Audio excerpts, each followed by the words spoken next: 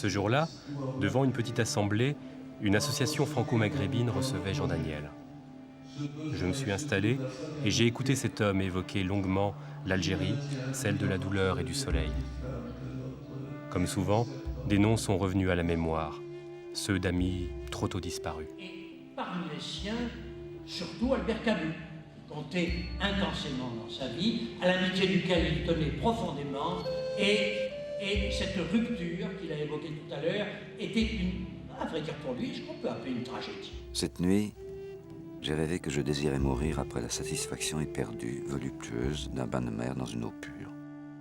Après avoir senti dans le creux des épaules les brûlures du soleil.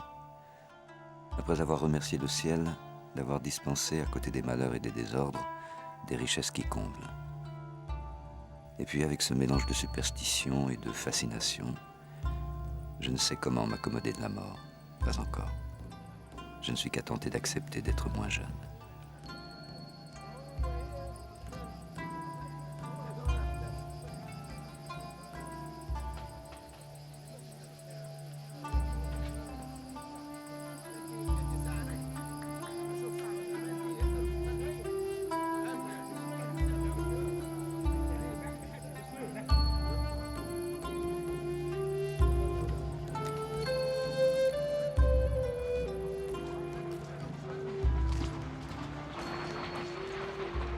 Dans cette petite ville, mon univers, ce n'est pas la rue appartient aux voyous, ce n'est pas les lieux d'église, de synagogue ou de mosquée, ce sont des univers hostiles. C'est d'une part le lycée, mais surtout chez moi. Et chez moi, j'ai été éduqué très tôt avec une vive conscience que la mort était un scandale. La souffrance, une injustice, et le bonheur, un devoir. Le père de Jean Daniel est minotier. La famille compte 11 enfants. Jean entretient beaucoup d'affinités avec sa sœur aînée, Mathilde. C'est elle qui le guidera vers la littérature.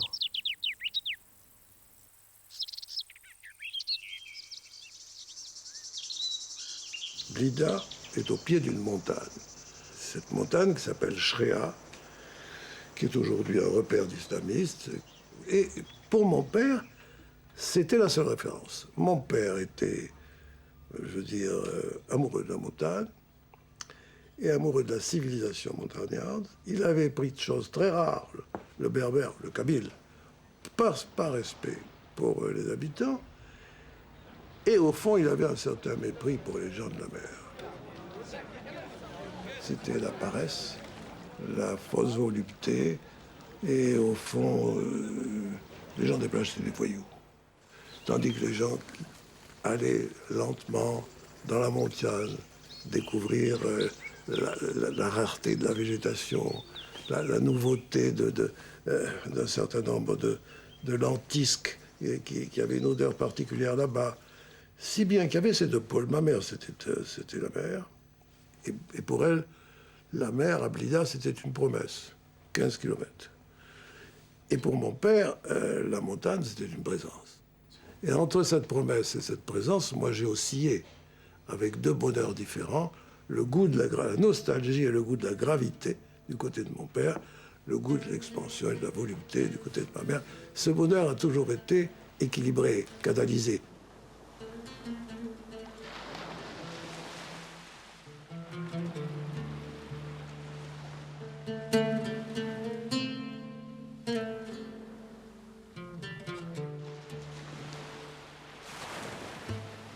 Et dans cet univers où la Méditerranée telle qu'on la vit maintenant, et avant d'ailleurs aussi, est faite de vitalité, d'expansivité, de cris et d'exaltation quelquefois, un peu hystérique souvent, il y avait, chez moi, c'était le silence.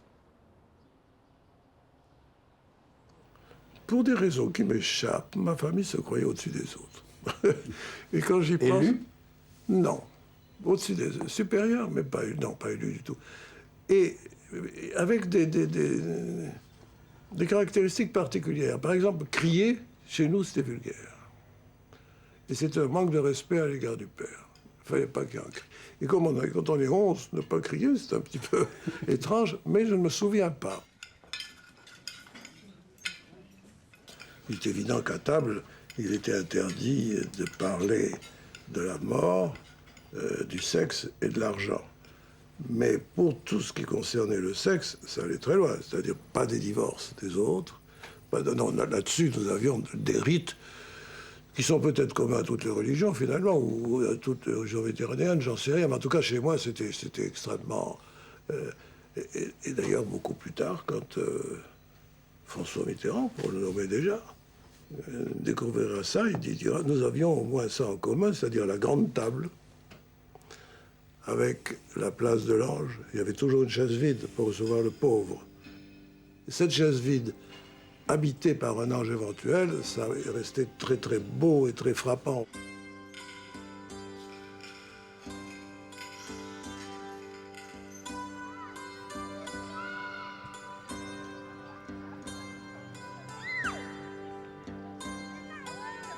Je ne connais rien de plus français que cet air que j'ai respiré de mon enfance. C'était français dans l'éducation. C'était français dans ma rue parce que les petits Kabyles parlaient kabyle et français, ne parlaient pas l'arabe. Et ne parlaient pas l'arabe. Et naturellement, à l'école, ils étaient très peu nombreux, mais c'était le français. C'était la gloire de l'Empire. C'était le rayonnement de la France. Il n'y avait de valeur que française. Et puis, grâce, à cause ou en raison de Mathilde et de la force de sa personnalité, il ne pouvait avoir au monde de littérature, que la littérature française. Quelle lecture? Deux. Essentiellement pour moi, deux qui vont cheminer profondément. Gide, Malraux. Gide avec deux phrases. Et s'il fallait donner ma vie pour assurer le succès de l'URSS, je la donnerais tout de suite. Pourquoi, à cet âge-là, j'ai cet éblouissement? Pourquoi je suis tenté à ce moment-là d'adhérer au Parti communiste? Je ne le fais pas. D'ailleurs, Gide, qui me tente d'entrer au Parti communiste, un an après, publie son retour de l'URSS et m'en dissuade aussitôt. Mais Gide compte énormément. À partir de ce moment-là, je fais le trajet inverse dans le parcours de Gide, c'est-à-dire que je pars de l'adhésion au communisme et je remonte vers les nourritures terrestres.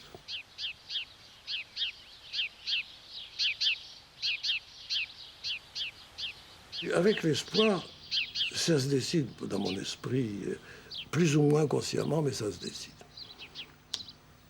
Il faut faire de la littérature, évident. Il faut s'engager, c'est évident. Mais en même temps, il faut avoir le ton romanesque et l'échange idéologique. Et c'est l'espoir.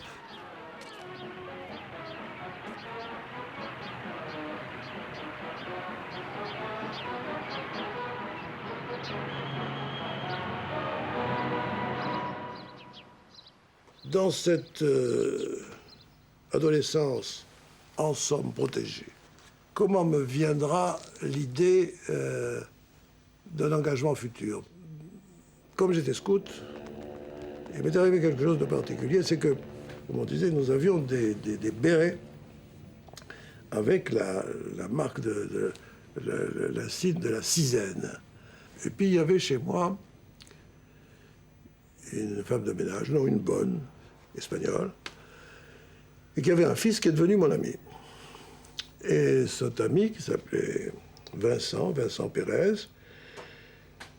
avait beaucoup d'allure, et il était très précoce politiquement. Il avait 1 an de plus que moi, mais il lisait Marx, Engels, il m'en parlait, il m'initiait. Et puis un jour, j'ai perdu ce béret, ce fameux béret. Et mon père l'a vu une fois sur la tête de Vincent Pérez. Il lui a enlevé, il a vu que la signe était décousue. Et c'est la seule fois de ma vie où j'ai eu honte de mon père. Parce que le gosse de pauvre, en effet, sa mère avait volé ce béret. Et le gosse ne savait plus où se mettre. Il a rompu avec moi, bien sûr. J'ai respecté. Mais, Il s'est engagé dans la guerre d'Espagne. Il avait 17 ans. Et puis il n'est pas revenu. Puis un jour, Espérance est venu me dire, ton ami, Vincent, ben, il ne reviendra plus, il est mort. Et tout d'un coup, j'ai senti le tragique dans ma vie. C'était lié à l'Espagne, à la lecture de l'espoir, à ce premier ami que j'avais eu, et au seul acte de mon père que je regrettais.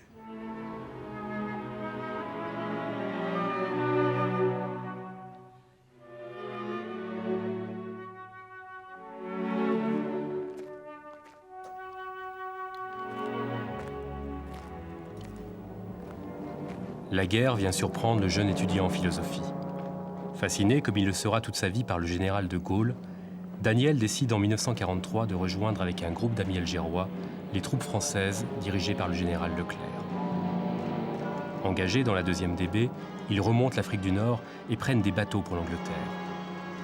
L'armée de libération se prépare.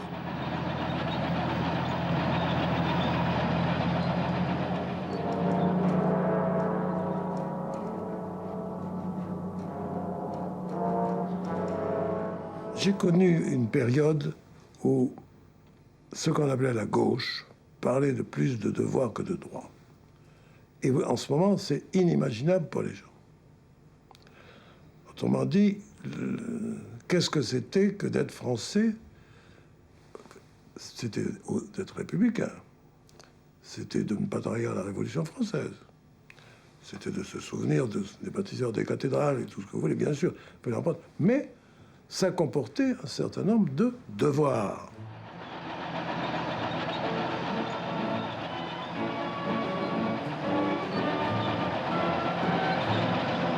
Le fait d'être entré à Paris m'a laissé un souvenir d'intensité qu'avec la meilleure volonté, je ne peux rapprocher d'aucun autre.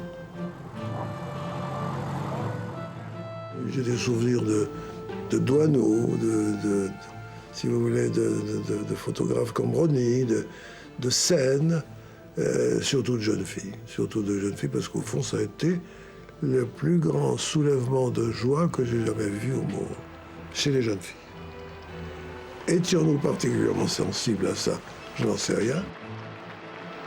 Enfin, nous étions jeunes nous-mêmes.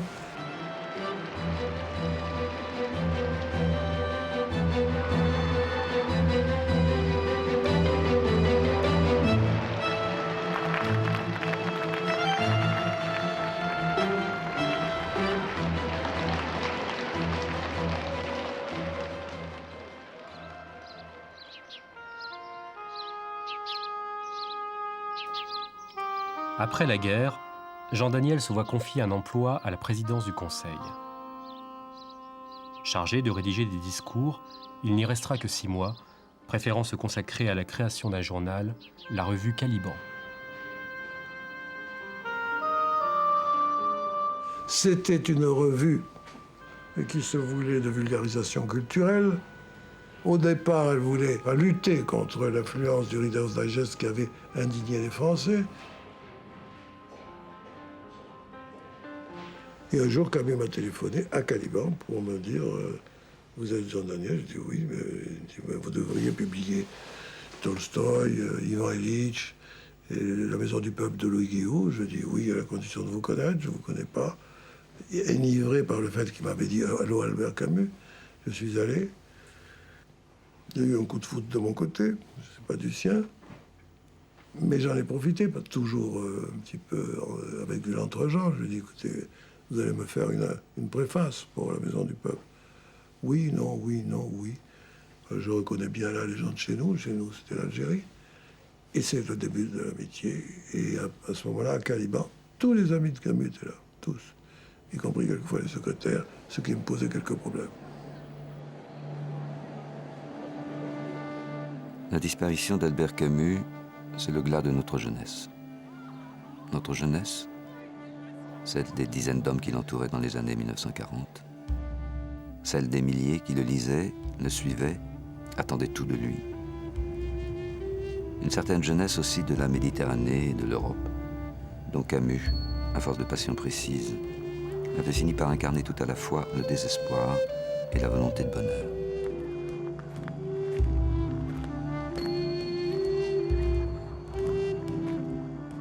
À ce moment-là, l'Algérie est assez reculée. Je suis partisan de l'émancipation du Vietnam. Je suis horrifié par les répressions des Malgaches. Je veux l'indépendance de la Tunisie. Madès France, la fierté d'être français. Après De Gaulle, c'est Madès France. Le Maroc, Mauriac, etc. Mais je ne me résigne pas tout de suite à l'indépendance de l'Algérie. Pas du tout. Je me dis, avec l'Algérie, il faut trouver une solution moyenne, au point que tous mes amis disaient notre cher Jean Daniel, il est prêt à liquider tout l'Empire, sauf l'Algérie. Dans cette Algérie meurtrie et bouleversée, l'armée française a pour mission essentielle de rétablir l'ordre et l'harmonie entre les deux communautés françaises et musulmanes. Son ennemi numéro 1, c'est la peur. La peur que la rébellion fait peser sur ses montagnes et sur ses douars par le terrorisme le plus inhumain et le plus barbare. J'entre à l'Express officiellement avec le titre de rédacteur en chef adjoint. Et là, je vais faire pendant 7 années, 7 longues années, soit comme envoyé spécial, soit comme correspondant diplomatique à l'ONU, soit, enfin, de toutes les manières, ce sera les 7 ans de la guerre d'Algérie qui vont, en effet, me transformer.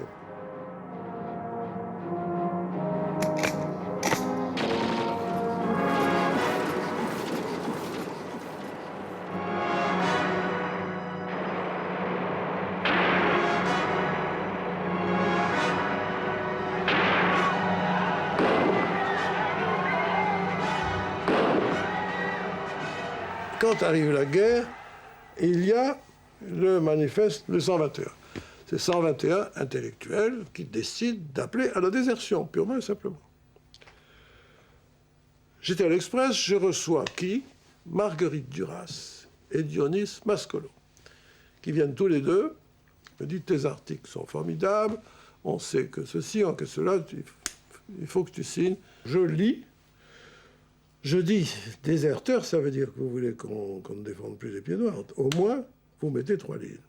Sur les pieds noirs. Sur les pieds noirs. Au moins. J'ai eu un coup de téléphone de Marguerite, me dit, tu sais, je crois que ça ne va pas marcher. Je dis, pourquoi? Parce qu'on l'a fait lire à Sartre, et Sartre a dit, mettez-lui ces 3 lignes, on s'en fout. Mais allez voir tout de même Le Castor. Le Castor, c'était Simone de Beauvoir. Simone de Beauvoir, mais pas du tout. Mais ce pleurnichard, c'était moi. Mais ceci, on ne va pas lui faire... Enfin bref, non. Donc c'est non. Et je n'ai pas signé le manifeste de 121. Alors après, la querelle a commencé. Puis arrive un édito des temps modernes, où alors là, je suis assassiné de la manière la plus méprisante, mais avec le talent qu'on connaît chez ces gens-là, qui est superbe. Et c'est là que j'ai mérité ce mot terrible, le dur des durs de la gauche molle.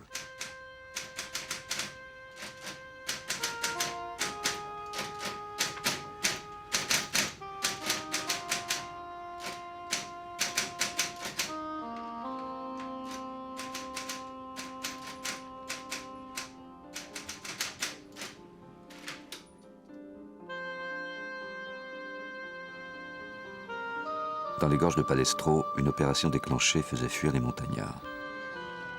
L'un d'entre eux était atteint, que j'ai vu lentement expirer près de moi. Il avait le visage ensanglanté. Il demandait à boire. Nous avons rejoint Alger où il faisait doux. Les querelles politiques recommençaient. Camus arrive. Pour moi, c'est le bonheur. L'amitié était tellement... Bon. 2 fois par semaine, 3 fois par semaine, il vient dans mon bureau. Il s'installe, il écrit l'article. Il est déjà très glorieux. Il a eu Caligula, l'étranger, la peste, tout ça, ça a paru.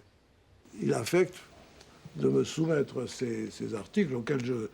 Parce qu'il a dirigé combat, il sait ce que c'est qu'une hiérarchie de professionnels, et moi je fais semblant de lire l'article, d'enlever une virgule pour jouer le jeu comme lui, et c'est toujours des articles merveilleusement écrits, mais avec des positions tout à fait particulières. Un jour, il disait sa vérité au pied noir, un autre jour au FLN, il était contre la violence, il voulait ceci, il voulait cela. Bref, un jour, on se sépare. Et on se sépare comment? Ben, c'est que les tueries sont devenues telles, les exclusions sont devenues telles. Il avait fait un appel à la peste qui n'avait pas été entendu. J'ai très mal vécu cette séparation d'Albert Camus. Je lui ai envoyé une lettre. Je lui dis, mais l'indépendance est inéluctable. Il me dit, un intellectuel ne doit jamais prononcer le mot inéluctable. J'ai assez souffert du sens de l'histoire. Bref, c'est la séparation.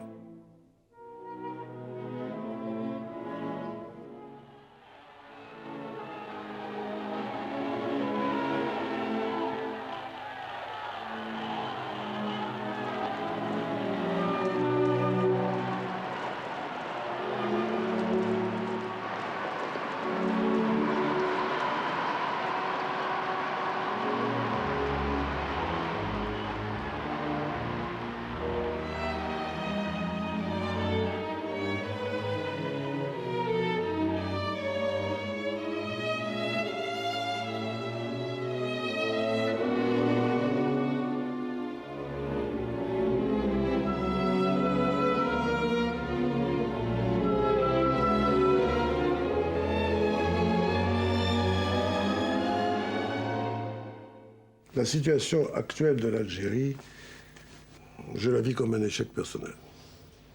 Il y a un certain nombre d'espérances et même de prévisions qui sont totalement dépassées, déjouées, malmenées, et en particulier quand même celle d'une unité du peuple algérien, même avec un certain nombre d'échecs économiques comme tous les pays en voie de développement.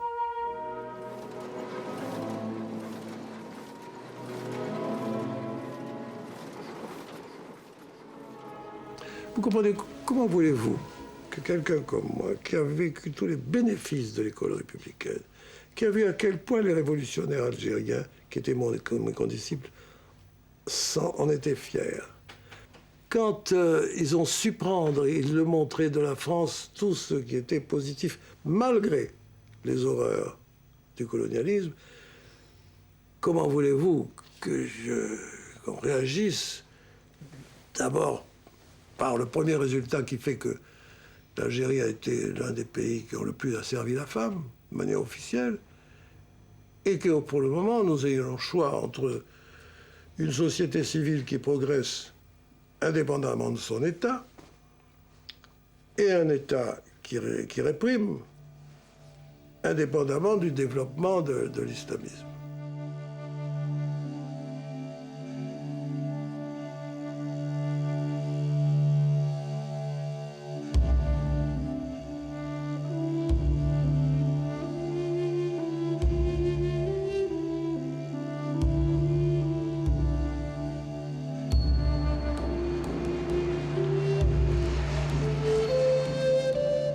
Cela fait déjà quelque temps que ma préférence va aux convalescences, aux sorties d'enfer, aux promesses de lumière sous la pluie, aux enfants qui rient à travers leurs larmes, au regard du grand blessé, soudain miraculé, à l'irremplaçable médecin qui meurt en vous faisant signe que vous n'avez rien de grave et auquel vous fermez les yeux en étant en effet rassuré.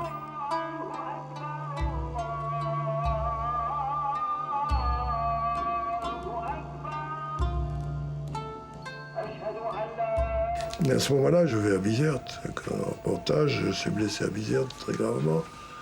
Et se passe une chose qui va compter énormément dans ma vie, au fond. 7 années d'hôpital où tous les 3 mois, je crois que, pas je crois, que des médecins disent devant moi à tout haut que je peux ne pas m'en sortir. C'était la fin de l'invulnérabilité que j'avais ressentie pendant la guerre. C'était la première fois que j'étais atteint, blessé, dans ma chair, handicapé. Alors que j'étais passé outre n'importe quoi. Mais j'ai vécu cette blessure comme un tribut payé au fait que je m'en étais sorti. Quand je suis revenu, j'avais des béquilles.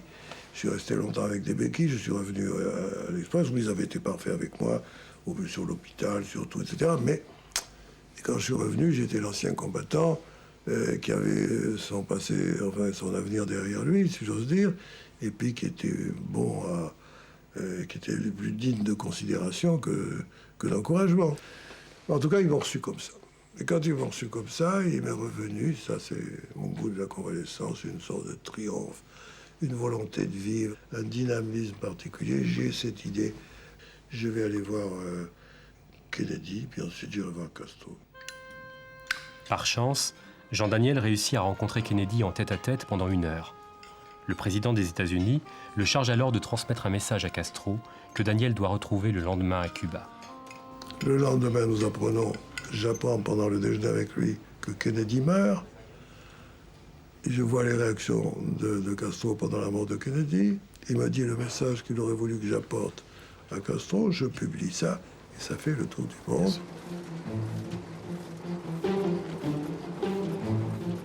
Alors j'avais un agent littéraire qui me demandait de mettre chaque fois, vous savez, droit réservé à, et il y avait une liste aussi grande que l'article lui-même. Et j'étais devenu, disons le mot, un journaliste international.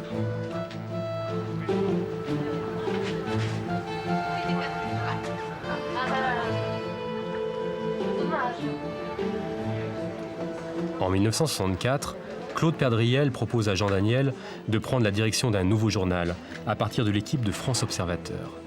Ce sera le Nouvel Observateur où de nombreux intellectuels, Furet, Barthes, Lévi-Strauss, viendront prêter leur plume. Nos ambitions culturelles, c'était de donner à la gauche non communiste sa capacité de méditation intellectuelle en commun sur la recherche d'une seconde voie.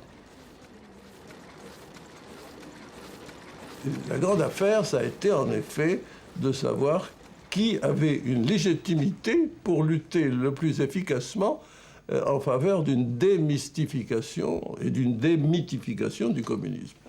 Alors, bon, il y avait beaucoup de candidats. Curieusement, si vous voulez, je n'ai jamais fait partie du Parti communiste, mais j'ai passé mon temps à me faire engueuler.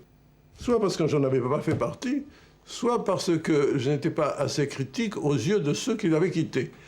Au fond, il n'y avait d'autorisation à être communiste, à être anticommuniste contre l'Église communiste que quand on était défroqué.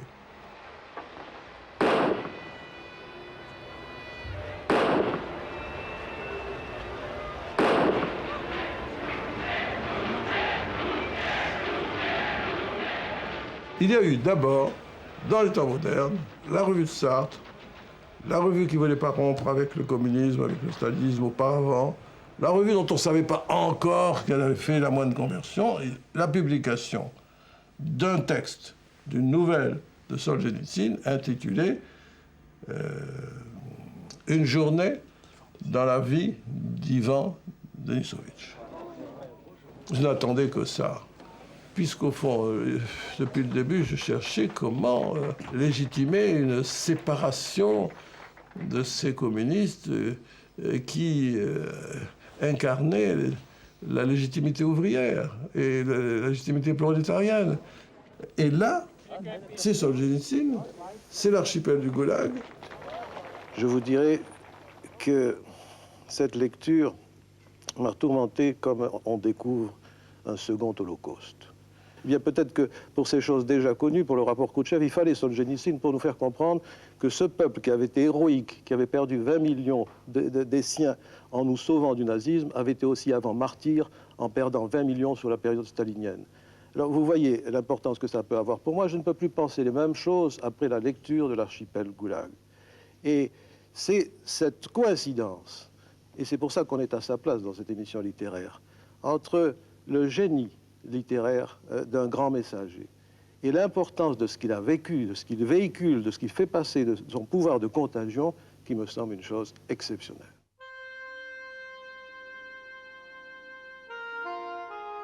Tout le monde était prêt à la dévotion, que je comprenais. Tout le monde était prêt à l'inconditionnalité, que je partageais.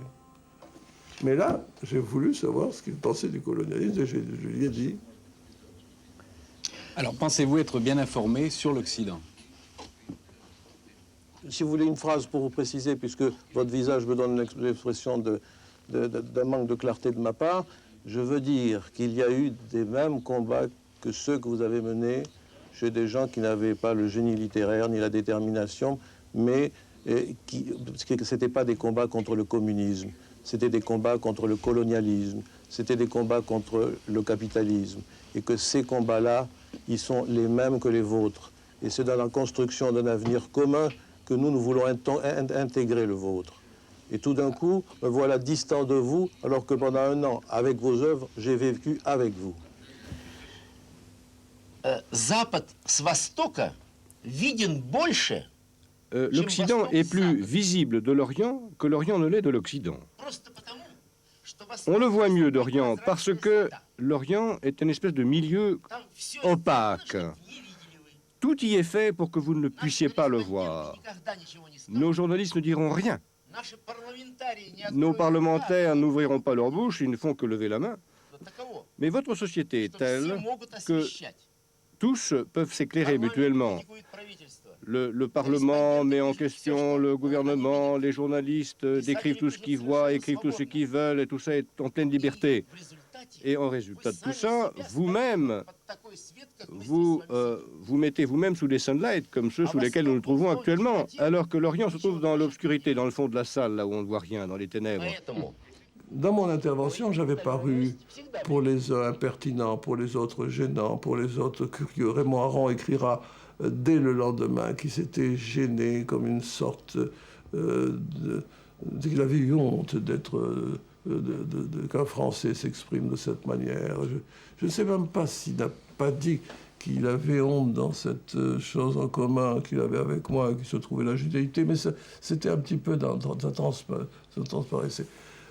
Bon, naturellement, Furet a été contre dans le journal, Clavel a été contre dans le journal, ils ont publié le témoignage contre. Je paraissais déplacé, gênant, et le seul qui pris ma défense, de manière magnifique, c'est Foucault.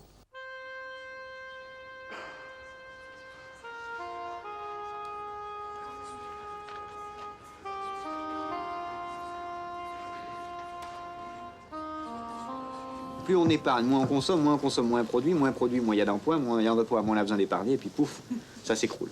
Et ça, c'est un mécanisme qui commence à jouer et dont le suivi, enfin, pourrait être un événement tout à fait majeur. Ça, c'est une grande inquiétude de type américain, ça. Tout à fait. Les sentiments que nous suscitons chez François Mitterrand, c'est qu'il considérait qu'il y avait des gens qui jouaient un rôle de contre-pouvoir et qu'il voulait balayer. Il voulait le pouvoir, il ne s'attendait pas au contre-pouvoir. Le contre-pouvoir, c'était qui? Mendès France, dont on savait qu'il ne serait pas président de la République, qu'il avait récusé les institutions, Edmond Maire, qui n'en voulait pas, et Michel Rocard, pour lequel il avait le mépris le plus total. Il disait d'ailleurs très souvent, je ne sais pas ce que dit là, je me demande s'il parle français, enfin c'était le mépris le plus souvent. Et en plus, qu'est-ce qui se passe? C'est la première fois qu'il m'en parle, il m'en rappellera plusieurs fois. Et il faut que je vous dise tout de suite, qu'est-ce que vous allez faire, vous, dans ces gens dont j'ai sucé le lait, que je connais, dont je respire, c'est chrétien. Je dis comment c'est chrétien, il y a Mendès France, il dit que c'est catholique, c'est catholique. J'ai Rocard est protestant, Mendès France, et puis tout ça, pas du tout, c'est un milieu. Finalement, vous savez, il y a entre tous ces gens, et vous n'êtes pas innocent là-dedans, un complot chrétien. D'ailleurs, à ce moment-là, je me demande, pour les joies de l'actualité, aujourd'hui, s'il n'a pas dit un lobby chrétien. Parce que c'est à ça qu'il pensait. Ceux qui relativisent beaucoup l'emploi du terme lobby.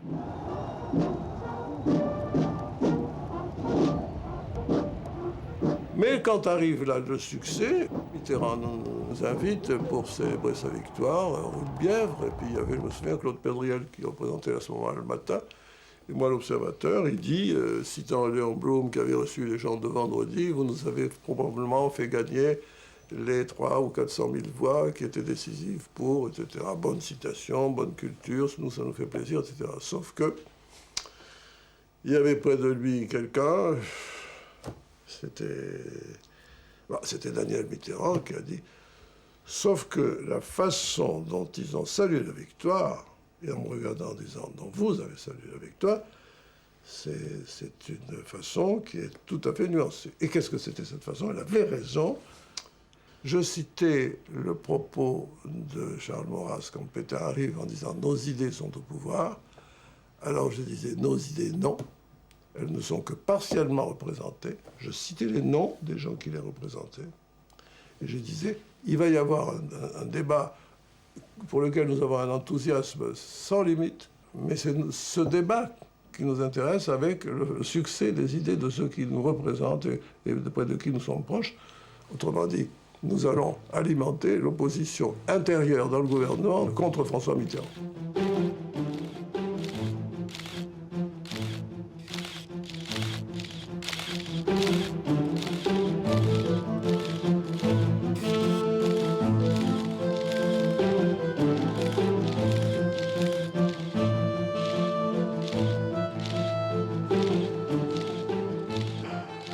Quand les idéologies sont militantes, quand les idéaux sont engagés, quand nous faisons des journaux d'opinion, il n'y a aucun déshonneur pour nous. Au contraire, à prendre parti pour des gens qui sont éventuellement au pouvoir, en tout cas qui ont un pouvoir politique, même dans l'opposition, c'est un état d'esprit totalement différent. La légitimité des idéologies crée la légitimité d'un soutien. Même chez les journalistes, surtout chez les journalistes d'opinion. Depuis 40 ans, fidèle à une promesse faite à des amis à l'époque de la Résistance, François Mitterrand et son épouse, entourés des fidèles, escaladent ce site Mâconnais. Ils sont tous là. Roland Dumas, Jacques Attali, Jacques Lang, Claude Estier, Charles Hernu. 25e année.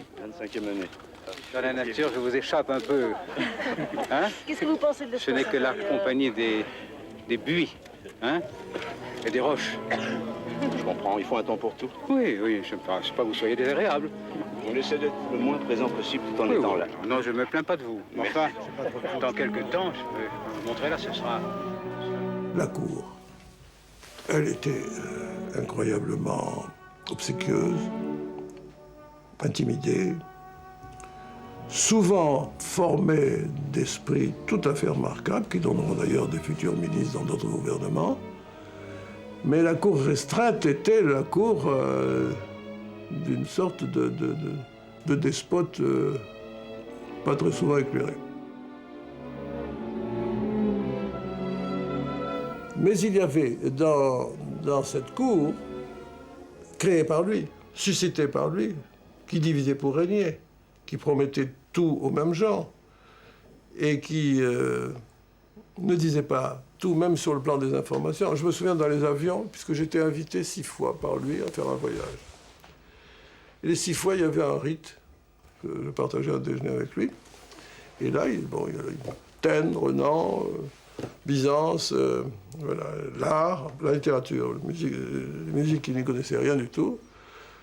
Et il avait une façon de ne pas connaître les choses qui vous rendait un peu coupable de les connaître. Vous savez, c'est le côté... Vous devez savoir ça, vous voyez.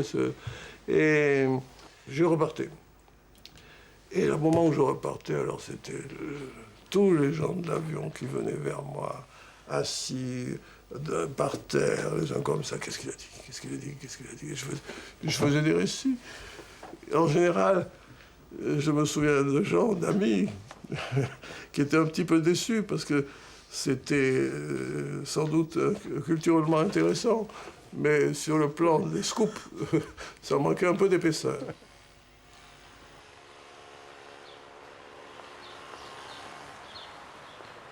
Mais est arrivé en effet le moment des affaires. Non seulement l'Observateur en a parlé, mais on ne sait pas que l'Observateur est le seul journal, le seul, que Mitterrand ait poursuivi en justice, car il s'était fait une discipline de ne pas le faire. Et il a chargé mon ami Georges Kejman de nous poursuivre au moment de l'affaire Urbain. Et il n'y a pas d'autre précédent.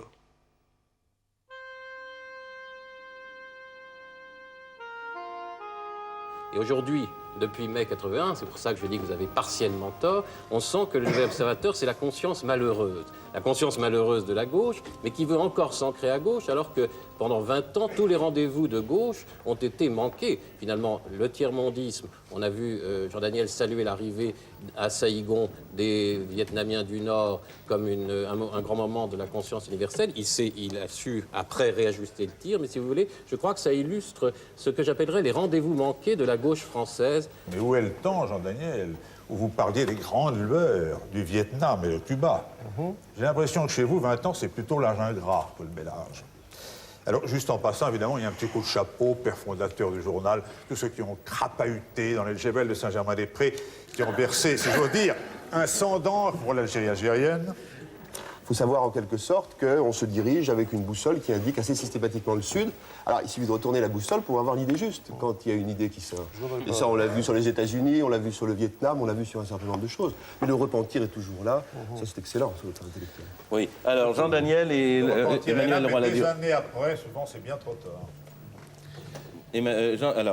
Jean Daniel d'abord. Sur la torture elle-même, il y a toujours ce vieil argument qui est la fin justifie les moyens, quoi. Enfin, ça reste défense. Croyez-vous que vous soyez une conscience? Et merde, quelle connerie.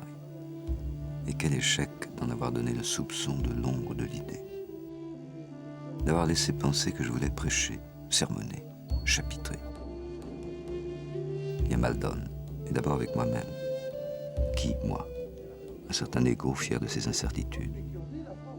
Un égo qui brandit le doute, qui chérit les questions comme des fleurs, et fait les réponses comme des épines. De quoi suis-je le plus fier? D'avoir fait croire? Jamais. D'avoir réussi à inoculer le doute, à insinuer perfidement avec toutes les fausses candeurs que la vérité devient folle. Ça oui.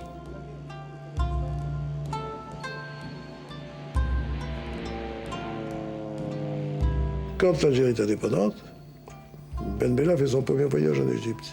Il m'emmène dans son avion. Et puis il me met à côté et il me dit tous mes rêves se réalisent. Je voulais que l'Égypte se sauve du conflit de Suez. Nasser en est sorti vainqueur. Je voulais l'indépendance de l'Algérie, on vient de l'avoir. Maintenant, il ne reste plus que l'indépendance de la Palestine. J'ai reçu j'ai dit, mais comment? Puis l'avion survolait des déserts immenses, où je lui disais, mais il y a de la place pour tout le monde, partout, regardez ailleurs, non, mais c'est là-bas. Non.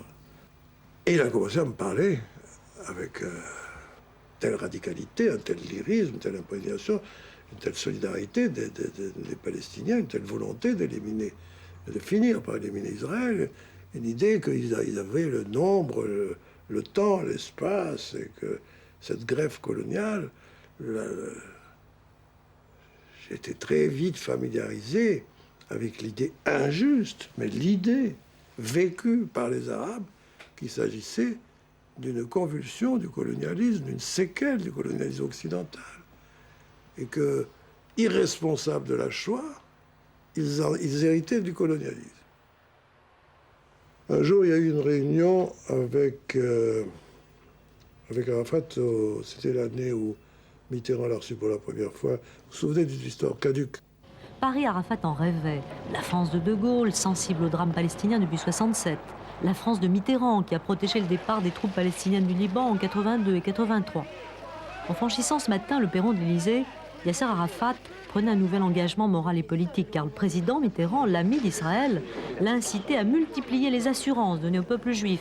Cette charte de l'OLP, par exemple, qui nie le droit d'Israël à exister, n'est-elle pas en contradiction avec les dernières résolutions du Conseil national palestinien, qui a reconnu Israël? Réponse de Yasser Arafat, la charte est caduque.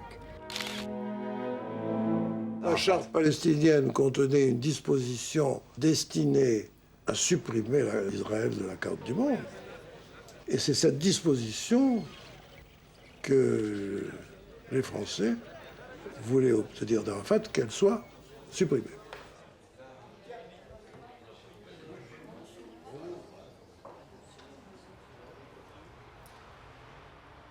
Puis je suis sorti du crayon.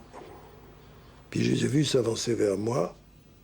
Et une jeune femme, que j'avais trouvée d'ailleurs très belle, mais qui était, et derrière elle, à quelques mètres, un vieil homme qui avait l'air de la regarder de manière apeurée.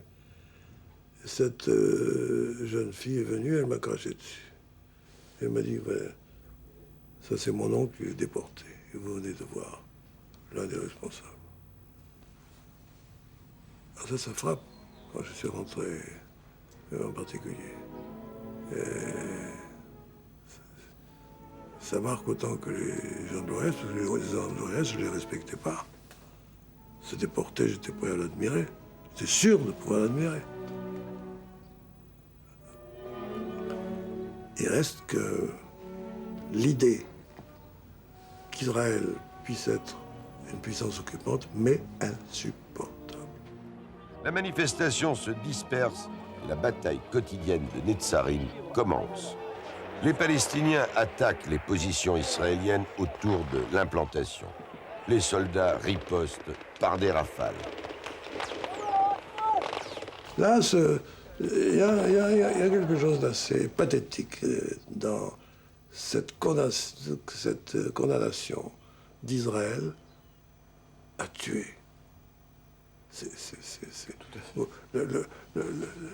Moi, j'aimais pas beaucoup cette femme, Golda Meir, mais elle a dit quelque chose d'admirable. Quand elle a dit « Nous vous pardonnerons peut-être d'avoir tué nos enfants, mais nous ne vous pardonnerons jamais de nous avoir forcés à tuer les vôtres. » On a tout dit, là.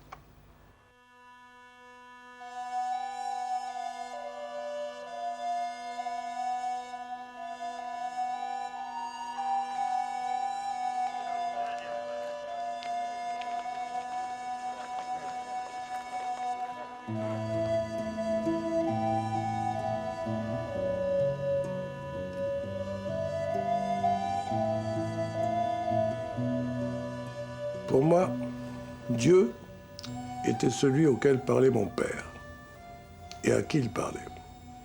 C'était l'intercesseur, et c'est grâce à mon père que je ne mettais pas en cause l'existence de Dieu. Je ne pouvais pas en douter. C'était pas la prière, c'était pas la synagogue. Si, quelquefois, c'était une prière solitaire de ma mère, regardant au ciel, se mettant une coiffe avec n'importe quelle serviette.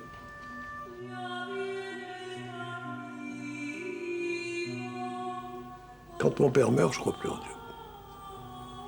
Ça arrive comme ça. L'intercesseur est parti, celui à qui il parle disparaît. Et puis, je vais vous dire, ça je l'ai gardé jusqu'à maintenant, Dieu a beaucoup de chance avec moi, parce que quand je suis heureux, je le remercie, et quand je suis malheureux, je crois qu'il n'existe pas. Et ma seule solution, pour moi, je l'ai trouvée que pour moi-même. C'est-à-dire qu'il me semble pouvoir justifier les religions que par la mission de sainteté dont elles sont chargées. Je suis arrivé à la conviction que les révélations, celles du monothéisme comme les autres, celles qui sont considérées comme des messages divins, quand on se sépare d'elles, elles s'abâtardisent dans la politique, elles s'avilisent dans la religion, elles se banalisent dans les rites, mais qu'elles sont condamnées à la trahison. Et que dans ce cas, toute religion qui ne conduit pas ses fidèles à être, comme dit la Bible, des prêtres et des témoins, ou comme me dit Jean de la Croix, des saints par obligation, ce qui est une expression merveilleuse. Alors ça ne m'intéresse pas. Je sens partout l'imposture.